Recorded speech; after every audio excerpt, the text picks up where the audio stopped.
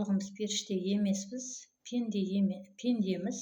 Пенде болғаннан кейін де адамның басынан түрлі оқиға өтеді, ащы өтеді, тұщы өтеді. Сол арқылы адам баласы тәрбиеленеді. Сол арқылы өзі бір сынаққа төзімділікпен қарап, өмірден сабақ алады. Бір қаншалықты біз қашқан сайын ауыр басымызға түскен сынақтан бізді соншалықты ол сынақ қуады екен. Мен өз басым ерекше баламен 27 жылдық тәжірибемнен айтатын болсам, осы бір нәрсе, тіпті жолдасым қайтқаннан кейін де ол жүрмеген бала, оны емдете отыра. Тағы бір керемет осы жерде аянды айта кетейін. Сол жолдасым тағы да түсіме кіріп, қызым жолдасым қайтқанда 10-да болатын, 1 жылдан кейін 11-ге толды.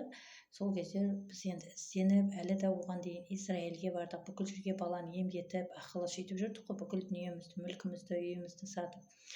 Содан жаңағы түсіме кіріп, сол күні де қатты шаршадық. Одан кейін 2-ден кеткен бала бар, жаңа туылған 40-на шыққан бала бар. Оларға қарайын ба, қызыма қарайын ба, сондай бір, енді қалай айтсам болады, нағыз тұңғиыққа тіреліп, өзімді өзім тастап жіберетін халде жүрген кезім еді, бірақ тастап жіберген жоқпын. Үнемі мешітке барып әйтеуір жеті нанымды таратамын, дұға қыламын. Содан жолдасым түсіме кіріп, бірде маған былай деді: Ақбаука, бұйыртса Дианаға ота жасалады қызымызға. Доча менің жүреді, Алла қаласа қуанасыңдар, қуанышты боласыңдар деді. Сосын мен айтамын: сен оны қайдан білесің? Білесің ғой, сен бар кезде де біз көп жерге емдеттік, бірақ нәтижесі болмады ғой деген кезінде. Енді біз ол кезде Алладан сұрауды ұмыттық.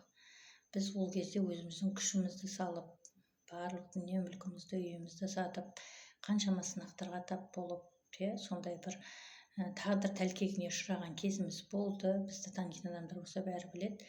Енді ащы болсын, тұщы болсын сынақтан өттік. Мен енді көрді, сондай бір, білмеймін, енді жастық шағым шығар, мен оның бәрін қабылдаған жоқпын, шыны керек. Содан кейін сол жолдасымды түсінен кейін түскі шайды ішіп отырғанбыз. Телевизордың астынан лентадан, осы бегущая строка деген жүреді ғой, объявление.